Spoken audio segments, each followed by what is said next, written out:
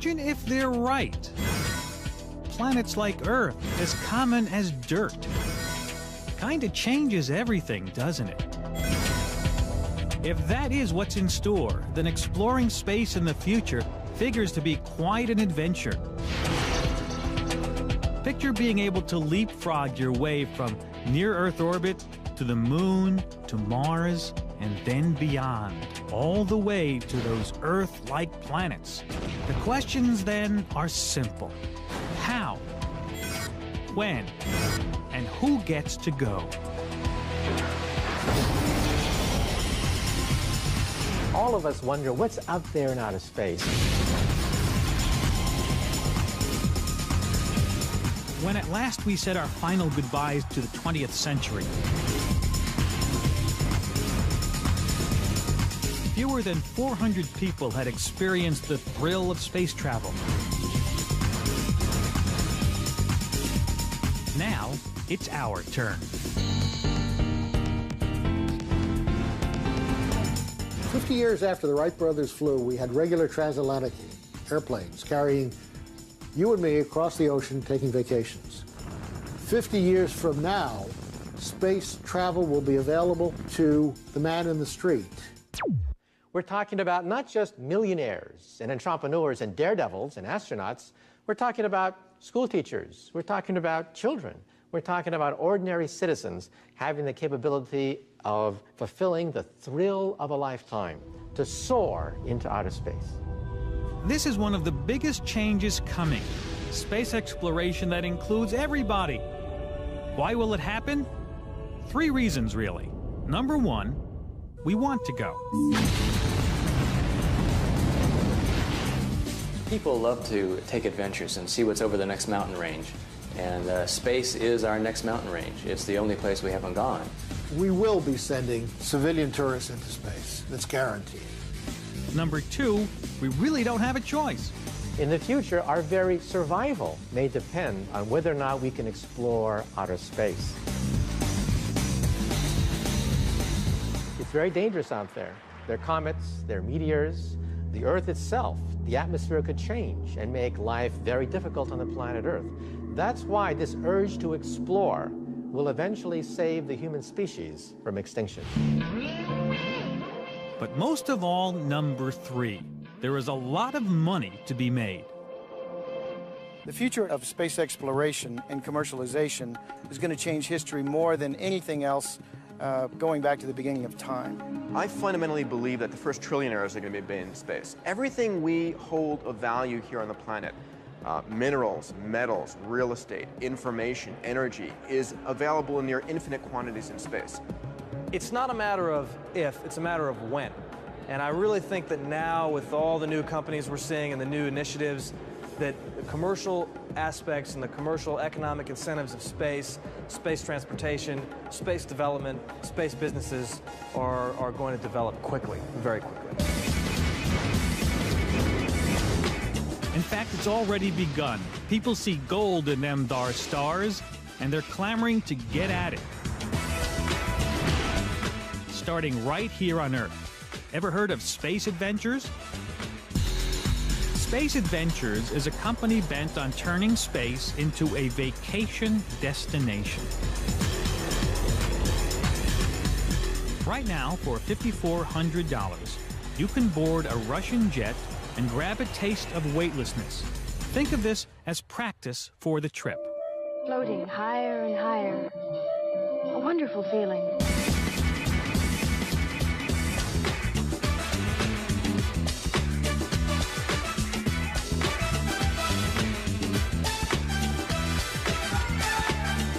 It's absolutely a physical sensation you cannot reproduce. It's unbelievable.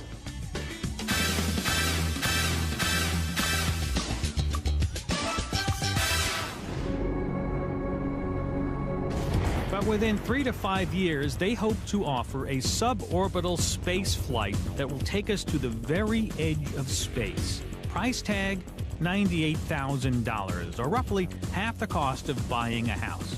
Now, there's just one catch. Space Adventures can't fly us anywhere until they have a spaceship. To privately build a spaceship, privately finance that ship.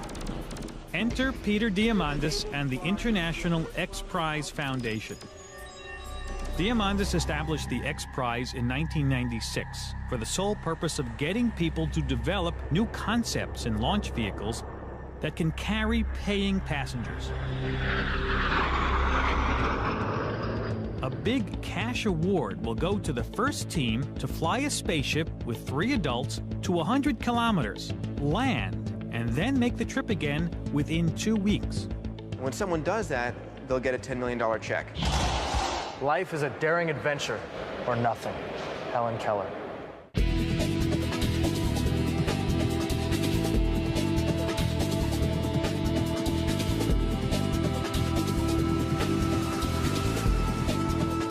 Now, instead of waiting around for NASA, 17 companies from 5 countries are determined to beat the space agency at its own game and build a new generation of hardware.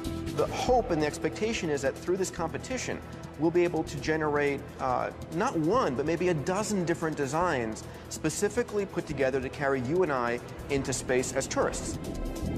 Concepts range from sea-launched rockets and spacecraft that grab a tow to get off the ground to the Roton rocket that lands like a helicopter.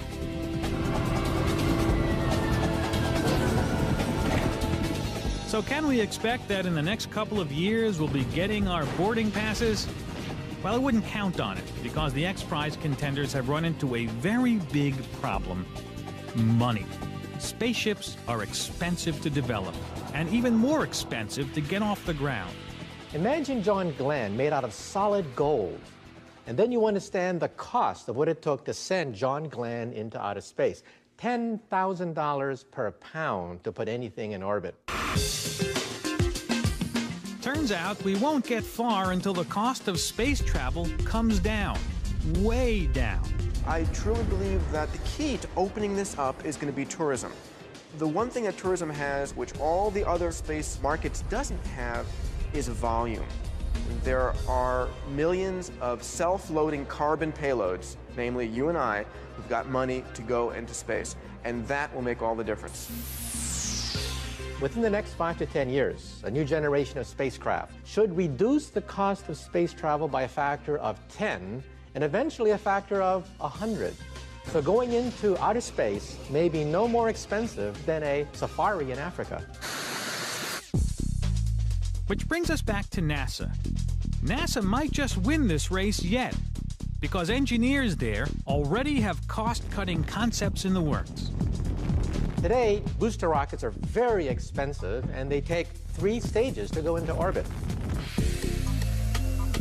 New NASA designs for the near future promise single-stage-to-orbit vehicles, completely reusable craft that fly into space and return like an airplane without dropping any parts. The next hurdle is to replace conventional propulsion.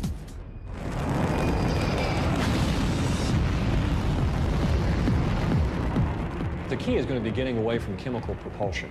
Chemical propulsion has served us well, but you can't go very fast, and it takes a lot of fuel to get up to high velocities to make trip time shorter, and it's also expensive to launch all that fuel into space.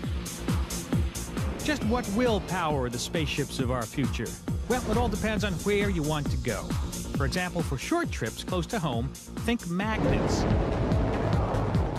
A concept now in the works takes its cue from new high-speed maglev trains.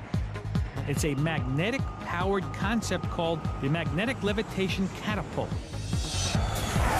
which means your ship gets hurled into space very, very fast. We could actually levitate the craft and push it to near Mach 1 before it even leaves the ground.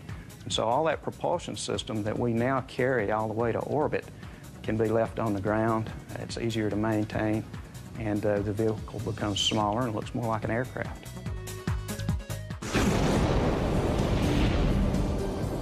So, is it now just a matter of time until we hop aboard a spaceship to the nearest Earth orbit?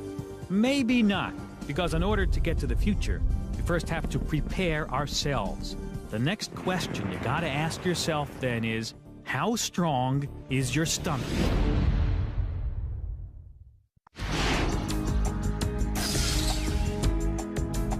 The work has begun.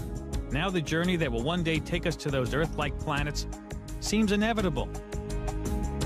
Just imagine gazing out at the vastness of space, floating in weightlessness, the euphoria, the wonder, the nausea.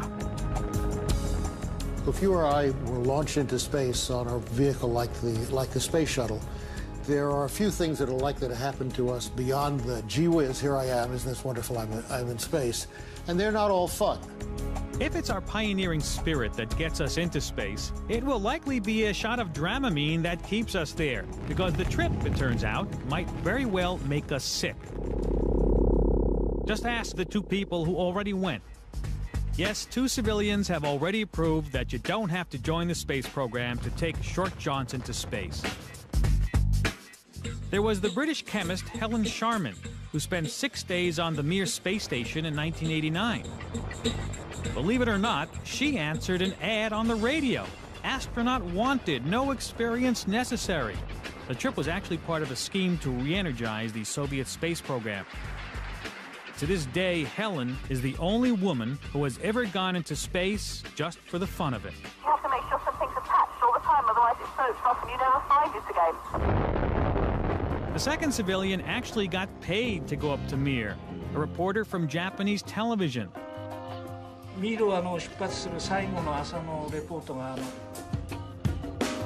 Trouble was, instead of the usual everything's A-OK, Akiyama radioed his wife, "I am definitely not okay." It seems space did not agree with him at all. The TV reporter turned space traveler was ill for much of his 8 days in space. Akiyama struggled with dizziness, lost his appetite, and survived mostly on tea and crackers. There's something called space motion sickness. The reason for it, we have come to learn after a lot of experiments in space, is pretty clear. It's a form of motion sickness very much akin to air sickness and seasickness. And it doesn't hit everybody, but it occurs to between 2/3 and 3/4 of all first-time flyers. I just bent my knees and my stomach came up. I wasn't even feeling sick. The three of us have bags, and I put it to my mouth. I looked up and someone handed me a wipe to clean up, and when I wiped my mouth, pieces went floating off. Geez, I had to grab them and put them back in the bag. Not fun. Nausea, sweating, headache. Maybe it can be pushed all the way to vomiting, and it's not really a good idea to vomit in space because the vomitus floats all over the place. It's a mess. It makes you very unpopular unless you got the bag up to your face in time. Front and put your feet in the foot holders. Dr. Conrad Wall, an MD who spent his whole life learning everything there is to know about eardrums, is studying what happens to our sense of balance in microgravity. Well, its formal name is the Earth Horizontal Axis Rotator, but we like to call it the barbecue spit. Dr. Wall is one of the people looking into countermeasures. In other words, ways to make the dizzying effects of life in space less nauseating. Okay, Jason, are you all set in there? All fine. Okay, great. We're going to start the machine up now. Ready to roll, Dave? Ready to roll. Roll them.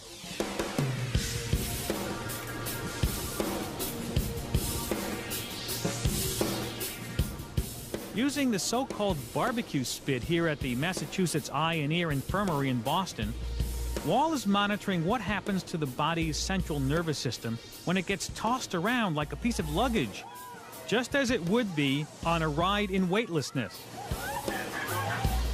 We're stimulating the balance organs, and we're measuring a reflexive movement of the eyes in response to that motion. Keep counting. By changing the pitch of the machine, look at every stripe in front of you. Dr. Wall can effectively alter gravity, as it were.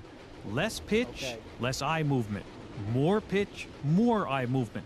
And more motion sickness. Count out loud. And that gives us a sense of what's going to happen when there may not be gravity. Creating gravity in space would solve everything. But short of that, countermeasures are still pretty limited. Shots similar to Dramamine help. So might practice. That Space Adventures ride could constitute practice. But the simplest countermeasure is to wait it out as your body adapts to weightlessness. Apparently, your body will eventually come to grips with the nausea on its own. For starters, though, Dr. Wall does offer this advice. If we were going to space tomorrow, I would eat a light meal tonight, get a lot of rest, and be prepared to take it easy for a couple of days so that I could enjoy it. Conquering the effects of weightlessness is only step one. Next, you have to fight the disorientation that comes from having no real up or down. In other words, the nausea could come back once you get out of your seat and start moving around. Welcome to three-dimensional space orientation. This ceiling somehow seems like a floor, and the floor seems like a ceiling. And what was on the left is now on the right. You have a sense that you've gone somewhere, but there was no motion required to get there. And that at this moment of change, of reorientation, you can feel rather nauseous. It's called neurovestibular adaptation. And what it means is you'll have to learn how to navigate without the clues your body is used to getting from gravity. Here on Earth, we're pretty much always upright with respect to our visual surround. We have gravity holding us down, and we're always on our feet.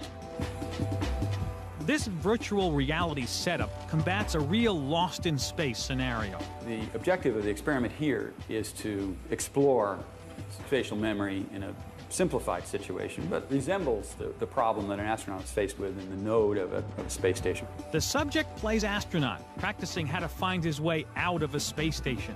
It's sort of like a bit like playing the card game Concentration, where you're laying cards down on the table and you have to remember which one's where, except here we play it in 3 dimensions. And also we'll effectively turn you around or rotate the room around you. So you have to really be pretty good about learning opposite pairs and learning what corners look like. And in fact, after an average of just 1 hour, tests show most people get pretty good at the game, which would seem to indicate that all of us can ultimately learn to deal with space disorientation.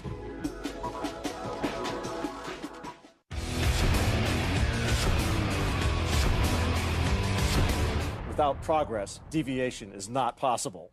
Who said them? We're speeding. Frank Zappa, you know that. Just kidding you.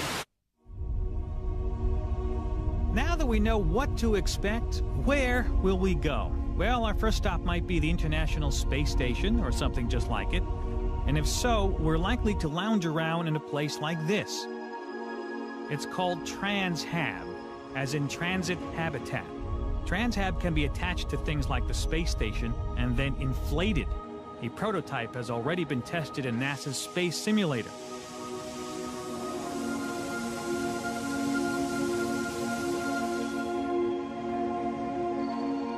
Collapsed, it fits in the shuttle's cargo bay. Inflated, it has as much living space as a 1,500 square foot ranch home. It's actually laid out architecturally to be friendly to the crew, to have distinctive areas where they can recreate, areas where they can exercise. It's the first place where they'll have those kind of options available to them because it's not as structured as all these aluminum modules. Not only is it comfortable, the fabric walls shield the crew from cosmic debris, which is very dangerous stuff. Tests show the kind of damage a tiny particle traveling at orbital speeds of over 14,000 miles per hour can do. And in this case, we took this little 1 centimeter particle and shot at this 1.5 inch thick piece of aluminum, and you can see the kind of damage that happens from a tiny little particle like that. But as the particle goes through a layer of high-tech fabric, it disintegrates some. Then it goes through another layer and disintegrates some more until it's all just pooped out. And so the shield has done its job. It stopped the particle and kept the crew safe. One day, the Transhab concept will likely make its way into commercial use. But until then, there is an astonishing plan to build an island in space using parts the space shuttle throws away. I think this is going to change history. Gene Myers is an industrial engineer turned space entrepreneur. He's one of the people who recognized its commercial potential almost from the start. And ever since the space shuttle first got off the ground, he's wanted to build an actual vacation resort in space out of the shuttle's external fuel tanks. At 154 feet long, The fuel tanks are the largest single space component ever built. People that see these external tanks up close for the first time are always amazed at the size of these things. Other people have said that the pictures of the external tank with people walking around it looks like ants walking around a watermelon. Meyer's idea is very simple. Every time the shuttle flies, the tanks get dumped into the ocean. Instead, why not keep them in orbit and hook a bunch of them together? Rotating slowly, the huge wheel will simulate 1/3 Earth gravity, enough to keep us right side up. We've picked the 1/3 gravity number because that people can still walk around and function normally under that condition. Water flows for the showers, you can grow plants for the food, you can do all of these things, whereas if you had 0 gravity, you couldn't do any of that stuff. Gene says that the first big wheel, yes, the plan calls for several, could be in place within 6 or 7 years. Each wheel, made of a dozen or more external tanks, will hold 400 people in cruise ship-like conditions. We're pricing this thing so that the first 2 or 3 years of operation, it will probably cost roughly $100,000 for a couple to go up there for a week. We think by the 6th year of operation, we can drop that down to $25,000. At $25,000, the cost of space travel begins to sound almost reasonable. But what if I told you that another space entrepreneur has a plan that'll get us all the way to the moon? Who could refuse that?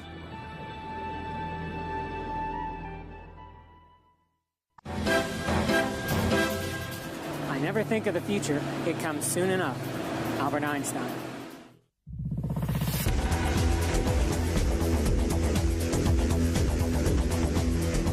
Imagine our next stop in space is on the moon. And our host is David Gump.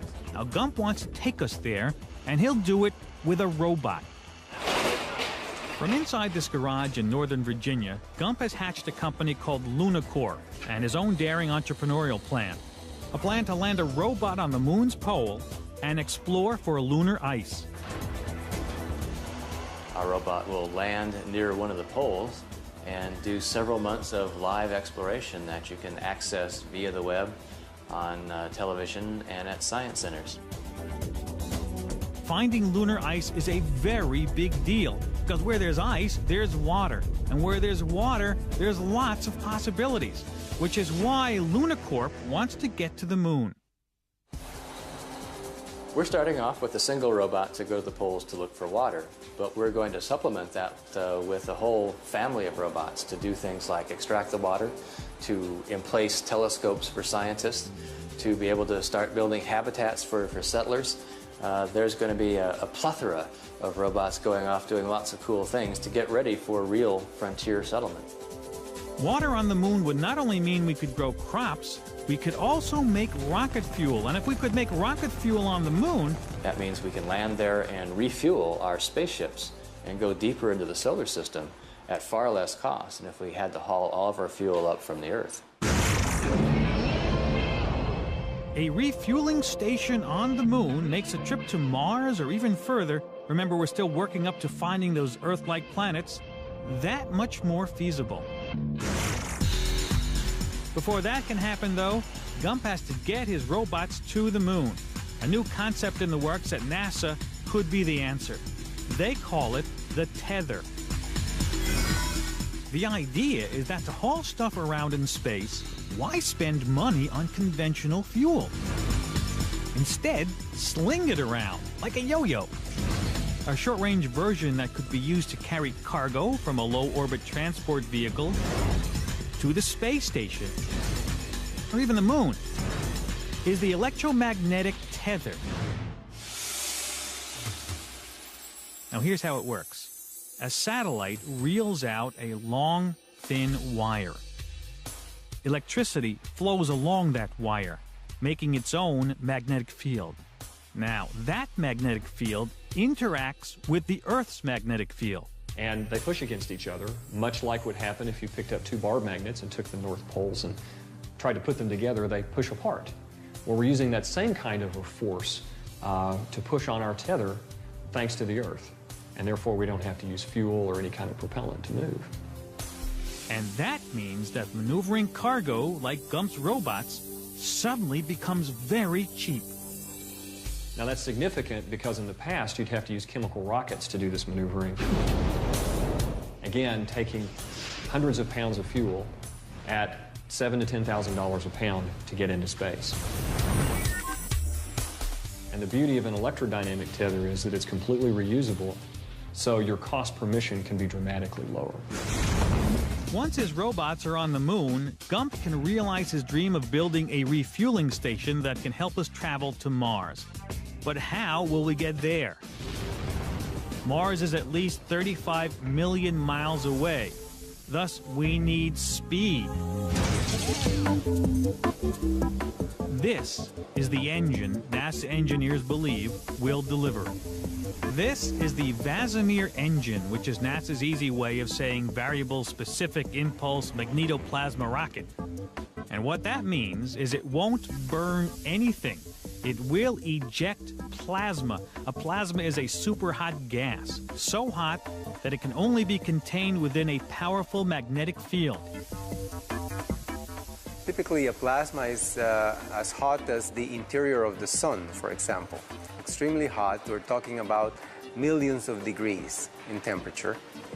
The fundamental advantage of a plasma rocket over a chemical rocket is based on its temperature, because the hotter things are, why the faster they will move. And the key in a rocket is you want to let the material come out of the exhaust as hot as you can, or as fast as you can.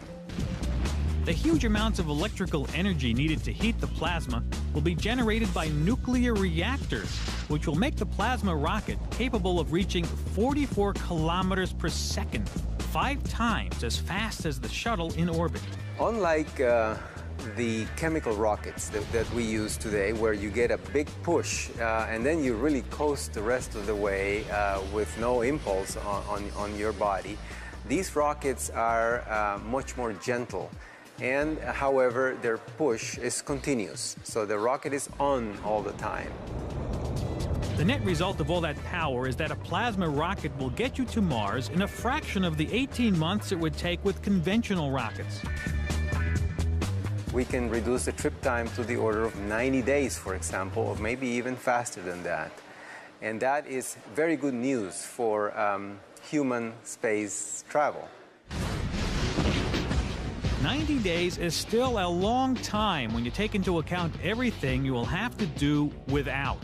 Truth about the future of space travel is that if you don't like camping, you won't like a prolonged stay in space. Common day-to-day experiences will become complicated procedures. Imagine, if you will, zero-G hygiene. You have to get used to the idea that going to the bathroom may be a little bit more inconvenient than going to the bathroom on a jetliner. So you're going to have to get used to the idea, first of all, of drinking through tubes. Otherwise, your dinner will be literally in your face. You'll have to get used to the idea of having suction take care of bodily functions when you go to the bathroom. Obviously, there's no sewer system and no city services along the way, or even once you arrive on Mars, which means you'll have to drink recycled sweat and urine. Call this the ick factor. NASA has built another space prototype that illustrates the ick factor, the bioplex, a sort of space, an example of a closed-loop environmental system. Whoever is inside this atmospherically sealed chamber must recycle their own, well, you know.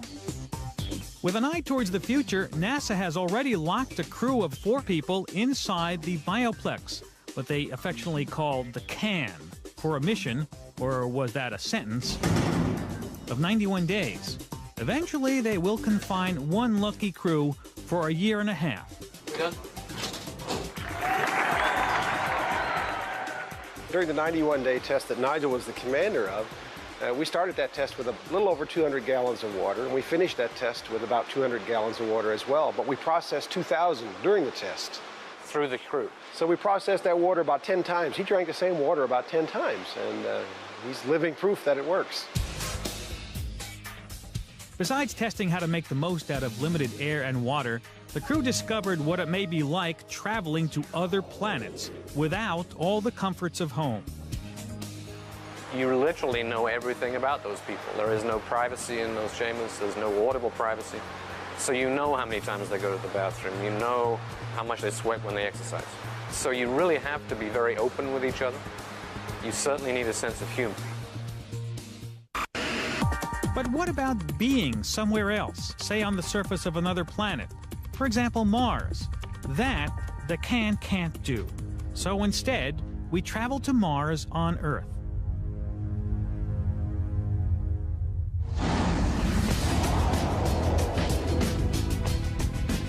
The latest estimates say we will get to Mars in the year 2018. In historical terms, that's practically tomorrow, which is why preparation is already underway.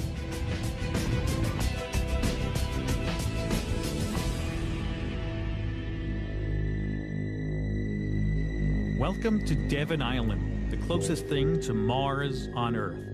Miles above the Arctic Circle, where during the summer the sun never sets, a team of NASA-sponsored scientists camp on the shores of what was once an ancient sea.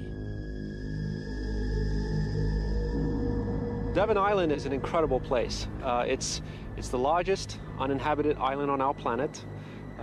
It's about the size of West Virginia. And when you are there, you are the population of Devon Island. The best way to predict the future is to invent it. Alan Kay. Is that all right? Yes, that's perfect. This is NASA's rehearsal for your trip to Mars. The idea was to find a place so remote, so uninhabitable, so unearthly that it's like standing on the surface of another planet. And then send an expedition there to do a run-through. In a case like this, an expedition to a world that's a cosmic ocean away, there are the devils in the details. You are planning the mother of all camping trips. This is an expedition that will last 2.5 years. If you forget something at home, there's no going back to go get it. You are on your way to Mars, and you better be prepared.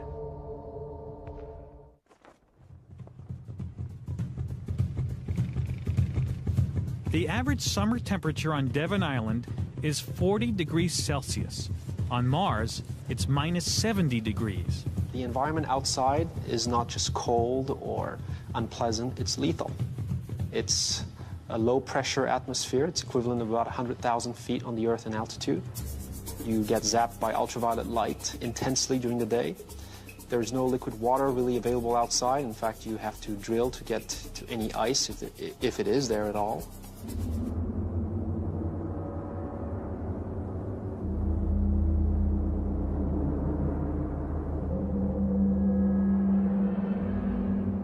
In this unearthly place that appears completely barren, NASA explorers aren't just looking for water, they're looking for signs of life and finding that it can flourish in the least likely places. Wow, look at these. These are all green on the rocks. You can see the cyanobacteria here. Oh, yeah. You know, we should look at them under microscope also before we sequence them. That's a good idea. Just to see what they look like. And I think we have one back at Yep, base camp. I'll look at them in the lab. If we're going to look for life on Mars, or at least dead life on Mars that might have been there 3 billion years ago in ancient Martian lakes, it's microbes like these that we have to try and look for, or at least their remains, to try and find evidence of past life on Mars. Mars will be different, there's no question. But what we're gaining here is background, experience.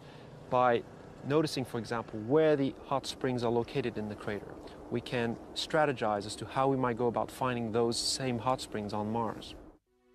If scientists can unravel the life forms of Devon Island, this might tell us a lot about what sort of things could survive on Mars. We hope to potentially one day engineer microorganisms to contain gene sequences such as those found here on Devon Island that we may perhaps one day take to Mars with us so that they can live there also. If they can live there, chances are we can too. And if life can be found on Mars, it stands to reason we can find life elsewhere, say on the next leg of our journey into deep space. But for that, we're gonna need a whole other way of traveling. Think science fiction.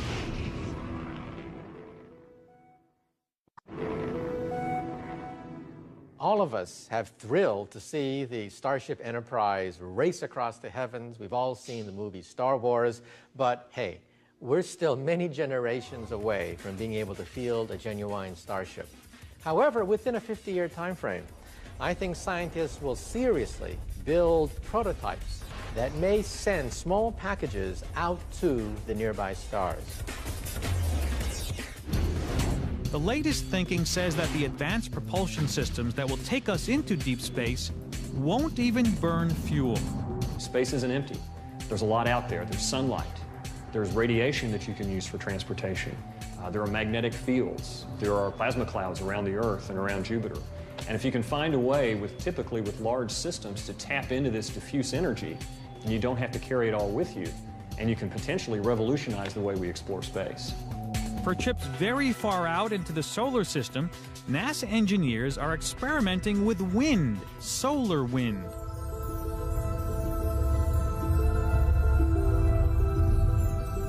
Turns out there's enough of it that someday we might actually sail through space. Solar sails really rely on strong, lightweight materials, such as what I hold in my hand. They work by virtue of sunlight reflecting off of material. We can't feel it, but light does exert force, and out in space, that's enough force to move really lightweight things. The same way wind on Earth can propel a sailboat.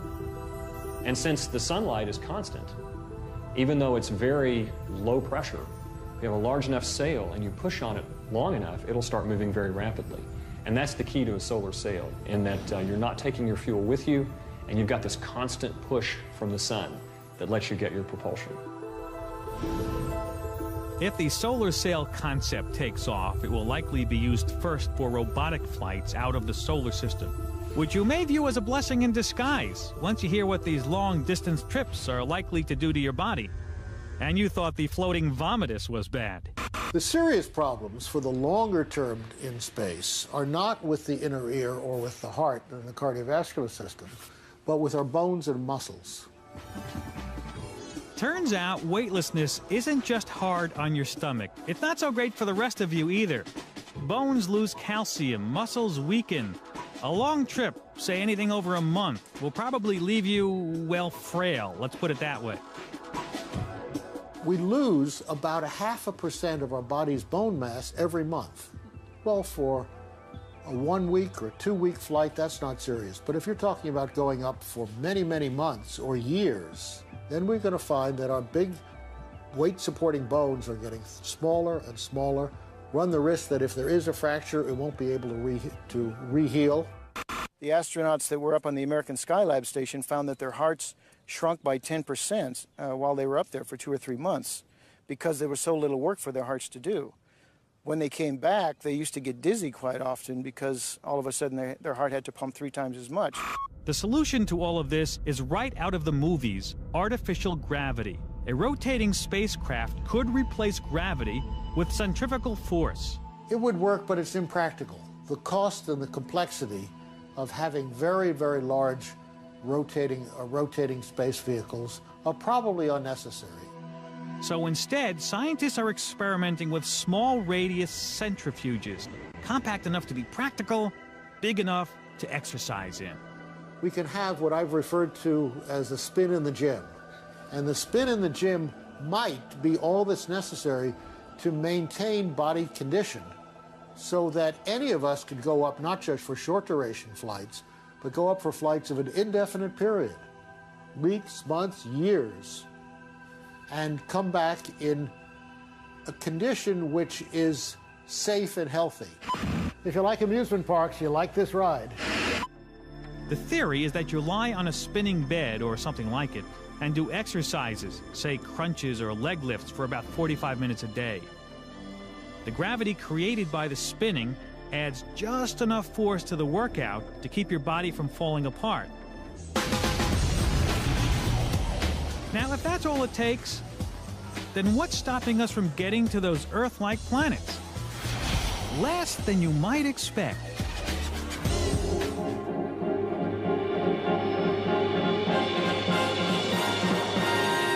You're going to have to feed me that first line. I wasn't kidding. It is difficult to say what is impossible, for the dream of yesterday is the hope of today and the reality of tomorrow. Robert Goddard.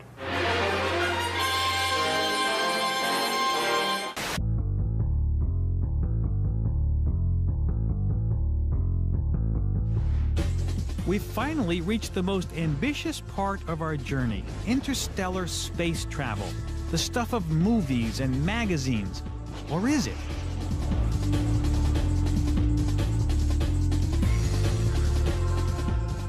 A concept that packs fantastic power in amazingly little space is on the horizon: antimatter annihilation. Antimatter is the highest energy reaction that we know of in physics. Just to give you sort of an idea of the amount of energy, 1 raisin worth of antimatter in the form of antihydrogen, when reacted with normal matter, releases as much energy as that in 23 shuttle external tanks. Call it raisins per launch. 23 shuttle launches equal the power of just 1 raisin's worth of antimatter. That's what will likely power our spaceships of the future. As far out as it sounds, the people at NASA's Marshall Space Flight Center in Alabama are actually figuring out ways to trap and store antimatter. We won't be seeing this applied in the next 10 years, but the fundamental research to make that kind of technology work will be carried out over the next decade. It's not science fiction. Antimatter's been around for a long time. It's produced in particle accelerators, in research labs. The key is trapping enough of it long enough and being able to use it for propulsion.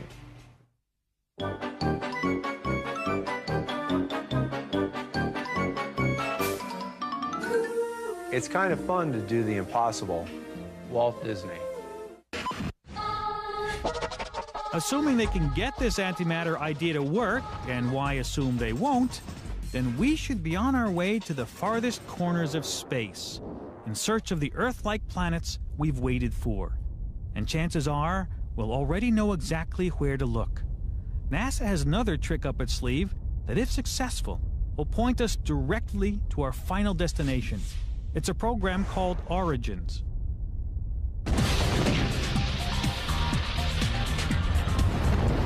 Origins is the search for the origins of galaxies, the origins of stars, and most importantly, the origins of solar systems and planets. And the 2 big questions they intend to answer are, where do we come from, and are we alone? How? With a new generation of orbiting telescopes that will look deeper into the universe than ever before. Think Super Hubble. The next big one up is Next Generation Space Telescope, and this is a huge leap forward in technology. It's an 8-meter mirror, about 4 times the size of the Hubble Space Telescope. The Next Generation Space Telescope, or NGST, is scheduled to go to work in the near future by 2010. Bigger means that you can collect more photons so that you can see things farther away. And so NGST will look for very distant galaxies. And one of the things that it hopes to find is the first galaxies. The most beautiful thing we can experience is the mysterious. Albert Einstein. Sorry.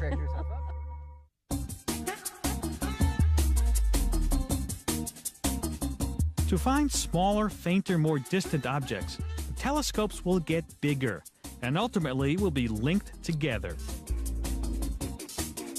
The sequence is that first you build something large, like Next Generation Space Telescope, and then you put that thing in an array of telescopes. So first you start with something large, and then you array them up into an interferometer, and then you make something even bigger, and then you do an array of 30-meter telescopes.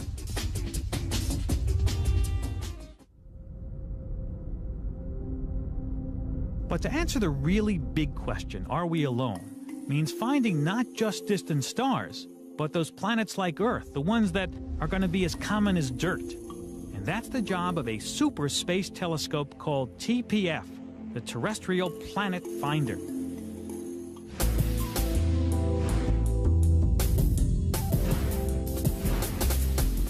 As fantastic as it sounds, NASA scientists actually believe Earth-like planets could be found within 15 years.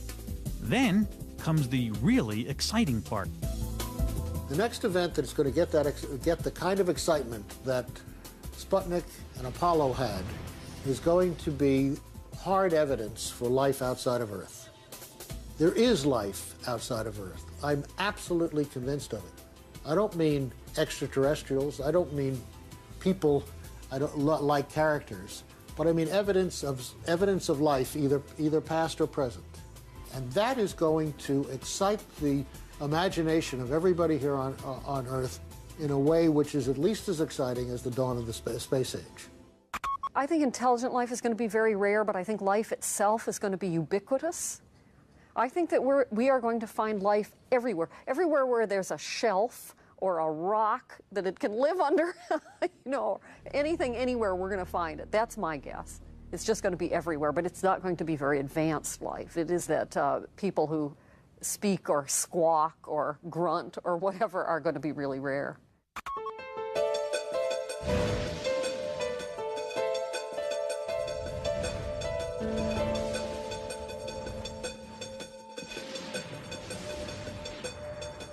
Finding life on another planet was, is, and will always be the ultimate goal. And when that day finally comes, the dream, the fantasy, call it what you want, will be realized. But what will matter most, the discovery or the reaction to it? It could be that the greatest change in the future will be within ourselves. The discovery of extraterrestrial life is going to change everything around us. The definition of who we are, even our mythologies, even our religion and theology will be turned upside down if we encounter extraterrestrial intelligence or extraterrestrial life.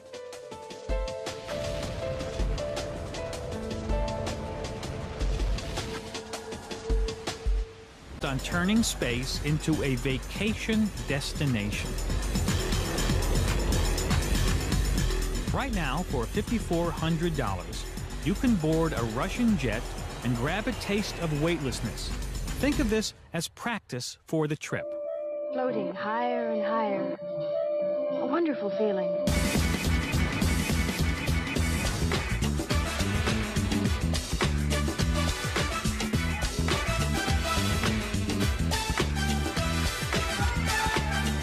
It's absolutely a physical sensation you cannot reproduce. It's unbelievable.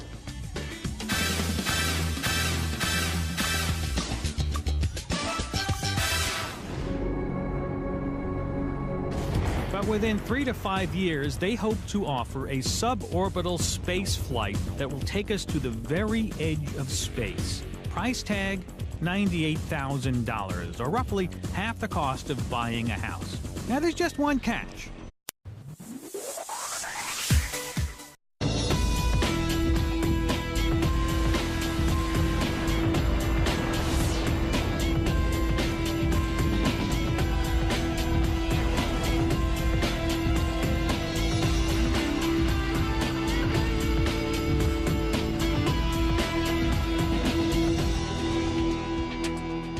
Imagine if they're right. Planets like Earth, as common as dirt. Kinda changes everything, doesn't it? If that is what's in store, then exploring space in the future figures to be quite an adventure.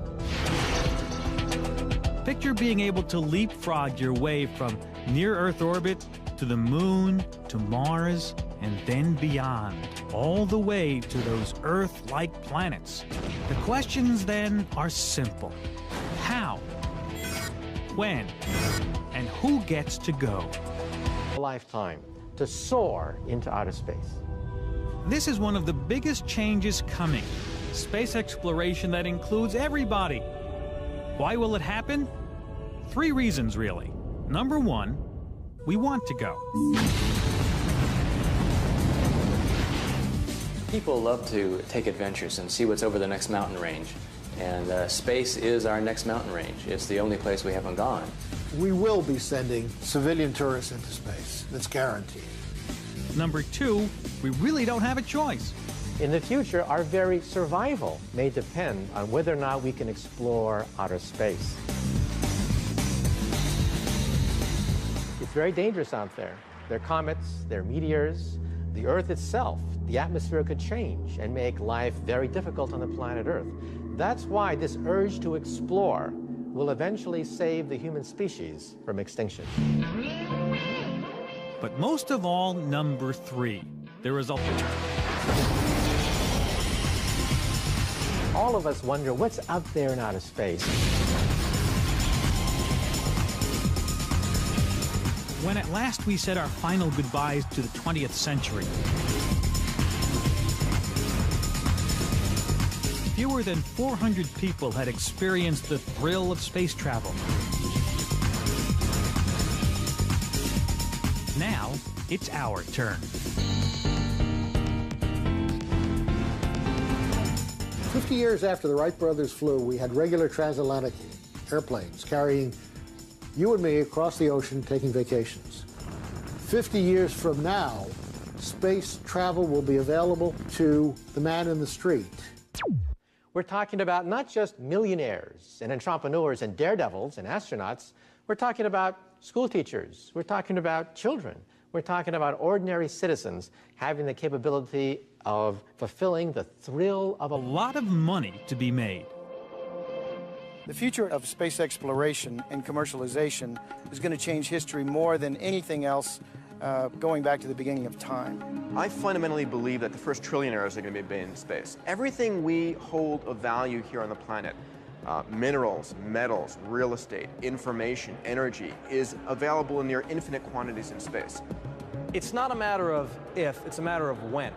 And I really think that now, with all the new companies we're seeing and the new initiatives, that the commercial aspects and the commercial economic incentives of space, space transportation, space development, space businesses are going to develop quickly, very quickly. In fact, it's already begun. People see gold in them thar stars, and they're clamoring to get at it. Starting right here on Earth. Ever heard of Space Adventures? Space Adventures is a company bent